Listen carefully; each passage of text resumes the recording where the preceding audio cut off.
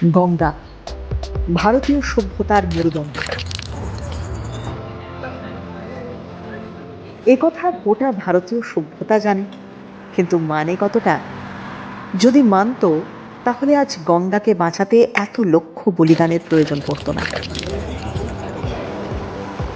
পড়তো না, এত অসম সংগ্রাম। গঙ্গোত্রী থেকে গঙ্গাসাগর 2510 কিলোমিটার বিস্তৃত এই জলরাশি। গঙ্গোত্রীর গোমুখ থেকে উৎপন্ন হয়ে এই ধারা ভাগীরথী নামে প্রবাহিত হয়। এরপর উত্তরাখণ্ডের দেবপ্রয়াগে অলকানন্দা নদীর সঙ্গে মিলিত হয়ে গঙ্গা নামে পরিচিত হয়। অলকানন্দার উৎপত্তি সত্যপন্থ ও ভাগীরথ হিমবাহ থেকে। গঙ্গার উচ্চগতি হরিদ্বার পর্যন্ত, হরিদ্বার থেকে রাজমহল পর্যন্ত গঙ্গার মধ্যগতি।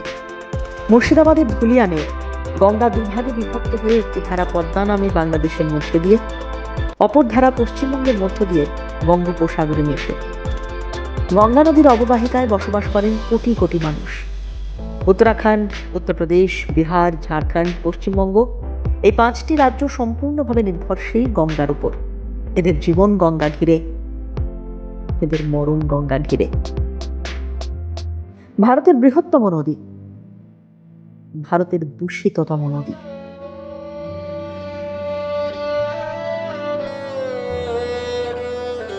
গঙ্গা এবং এর পবিত্রতা নির্ভর করে মূলত দুটি বিষয়ের উপর: নির্মল এবং অবিরল। প্রথমে আসি অবিরল প্রসঙ্গে। গঙ্গার প্রথম শিকল অবশ্যই তেহরি বাঁধ।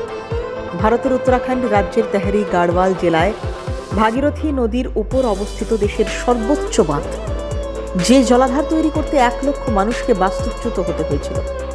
যে বাঁধের ফলে তেহরি শহর এবং 24টি গ্রাম সম্পূর্ণভাবে এবং 88টি গ্রাম আংশিকভাবে ডুবে যায়। এছাড়াও ভাগীরথীর জলের প্রবাহ কমে যাওয়ায় নদীর জীববৈচিত্র্য ভেঙে পড়ে। শুধু তাই নয়, বাঁধ নির্মাণ ও সংশ্লিষ্ট কাঠামোর জন্য ধ্বংস হয় বিস্তৃত অংশের অরণ্য।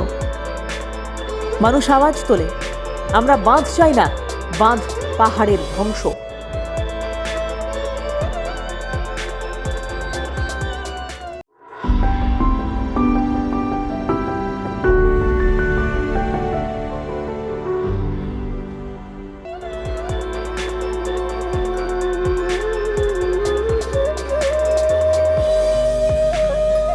কিন্তু কথা কানে তোলেনি সরকার। 1950-এর আশেপাশে লক্ষ্য করা যায় যে কলকাতা বন্দরের কাছে হুগলি নদীতে পলি জমা হওয়ায় একটি সমস্যা তৈরি হচ্ছে। এই পলি ধুয়ে পরিষ্কারের জন্য ফারাক্কা বাঁধ তৈরি হয়। 1961 সালে বাঁধ নির্মাণের কাজ শুরু হয়। নদীকর্মীরা বারবার আওয়াজ তুলেছিল, গঙ্গার মতো বিশাল নদীর গতি বাঁধ দিয়ে বিঘ্নিত করলে নদীর উজান এবং ভাটি উভয় অঞ্চলে প্রাকৃতিক ভারসাম্য মারাত্মকভাবে নষ্ট হতে পারে। হয়েছে তাই। আজ ফারাক্কার অভিশাপে মালদা, মুর্শিদাবাদ ধীরে ধীরে চলে যাচ্ছে গঙ্গা বক্ষে। বিজনৌর এবং নরোরার বাঁধগুলি শুষ্ক মৌসুমে এলাহাবাদ শহরে সেচের জলের যোগান দেয়। শুষ্ক মৌসুমে কানপুর ব্যারেজে উজানের শহরগুলিতে পানীয় জল সরবরাহ করে। কানপুর ব্যারেজের ঘাটিতে গঙ্গার তীরে বেশ কয়েকটি পাম্পিং স্টেশন আছে, যা এই অঞ্চলে সেচের চাহিদা পূরণ করে। একটি তথ্যচিত্রে গোটাটা তুলে ধরা সম্ভব নয়, কিন্তু এই আলোচ্য বাঁধগুলি ছাড়াও আরও অগুন্তি ছোট বড় বাঁধ, সেতু গঙ্গার গতিরুদ্ধ করছে। ভারত সরকার অদূর ভবিষ্যতে গঙ্গা এবং এর উপনদীগুলিতে আরও 300টি বাঁধ নির্মাণের পরিকল্পনা করছে। উন্নয়নের নামে আমরা গঙ্গার গলায় শিকল পড়াচ্ছি। গঙ্গা নদীর জল দূষণের প্রধান কারণ হলো মানুষের পয়ঃ নিষ্কাশন ব্যবস্থা। জনসংখ্যার ঘনত্ব যত বৃদ্ধি পাচ্ছে, অপরিকল্পিত উন্নয়ন যত বৃদ্ধি পাচ্ছে, তত দূষিত হচ্ছে গঙ্গা। উত্তর সমভূমিতে উৎপন্ন সমস্ত পয়ঃ নিষ্কাশনের 3/4 সম্পূর্ণরূপে অপরিশোধিত অবস্থায় গঙ্গা এবং এর উপনদীগুলিতে ফেলা হয়। এমনকি যেখানে পয়ঃ নিষ্কাশন শোধনাগার রয়েছে, সেগুলিও অর্ধেকের বেশি কাজ করে না। 2022 সালের একটি পর্যালোচনায় দেখা গেছে যে প্রতিদিন উৎপাদিত 72,368 মিলিয়ন লিটার পয়ঃ নিষ্কাশনের মাত্র 37% পরিশোধিত হয়। গঙ্গার তীরে কানপুর, প্রয়াগরাজ, বারাণসী এবং পাটনার মতো অসংখ্য শিল্প নগরী রয়েছে, যার সাথে রয়েছে ট্যানারি, রাসায়নিক কারখানা, টেক্সটাইল মিল, ডিস্টিলারি, কসাইখানা এবং হাসপাতাল। কানপুরের চামড়া শিল্প, যেখানে 400টিরও বেশি ট্যানারিতে প্রায় 50,000 লোক কাজ করে, সেখানে বিষাক্ত ক্রোমিয়াম যৌগের মতো রাসায়নিক ব্যবহার করা হয়। 1995 সালে একটি শোধনাগার স্থাপন করা সত্ত্বেও গঙ্গায় ক্রোমিয়ামের মাত্রা কমেনি। গঙ্গায় পৌঁছানো মোট বর্জ্যের প্রায় 12% শিল্প বর্জ্যের জন্য দায়ী। নদীর সবচেয়ে উদ্বেগজনক সমস্যা হলো এর ক্রমবর্ধমান জলের অভাব। গঙ্গাকে যদি আমরা দেবীর থেকে নদী মনে করতাম, তাহলে হয়তো এত সমস্যা হতো না। 7 কোটিরও বেশি হিন্দু মানুষ উৎসবের সময় তাদের অতীতের পাপ থেকে মুক্তি পেতে গঙ্গায় স্নান করেন। ধূপ, ধুনো, তেল, পচনশীল পদার্থ, বিষাক্ত কেমিক্যাল সহ আরো অনেক রকম বর্জ্য নদীতে পড়ে, যার ফলে নদীর নিত্যদিন দূষিত হওয়া। শুধুমাত্র বারাণসীতেই প্রতি বছর আনুমানিক 40,000 মৃতদেহ দাহ করা হয় এবং গঙ্গায় ভাসিয়ে দেওয়া হয়।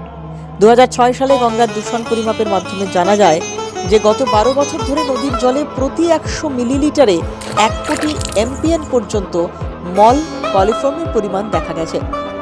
বারাণসীতে নদীর সবথেকে দূষিত অংশে জৈবিক অক্সিজেনের চাহিদার মাত্রা গড়ে প্রতি লিটারে 40 মিলিগ্রামের থেকেও কম। তীব্র গ্যাস্ট্রো ইনটেস্টাইনাল রোগ সহ জলবাহিত রোগের মোট হার প্রায় 66% বলেও অনুমান করা হচ্ছে।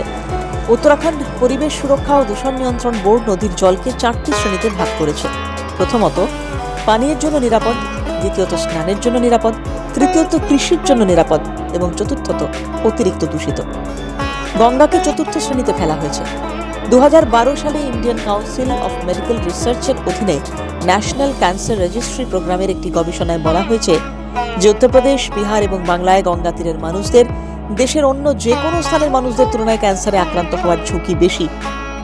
গঙ্গা দূষণের ফলে নষ্ট হচ্ছে এই বিশাল নদীর জীববৈচিত্র্য। বিলুপ্তির পথে গাঙ্গেয় ডলফিন, হারিয়ে যাচ্ছে নরম খোলসযুক্ত কচ্ছপ। পরিবেশবিদদের পরামর্শ অগ্রাহ্য করে গড়ে তোলা বাঁধের ফলে দেবপ্রয়াগের 1200 হেক্টর জঙ্গল আজ হুঁশিয়ারির মুখে। এখনো আমরা চুপ করে থাকবো? গঙ্গা মিশন কিংবা কয়েকটা সংগঠনের পক্ষে সম্ভব নয় এই বিশাল প্রতিবাদ পাঁচিল গড়ে তোলা। প্রয়োজন জনজাগরণ।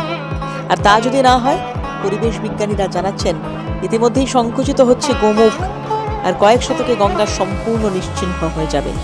তার ফল ভুগবে গঙ্গা তীরের কোটি কোটি মানুষ, সর্বোপরি আমাদের সভ্যতা।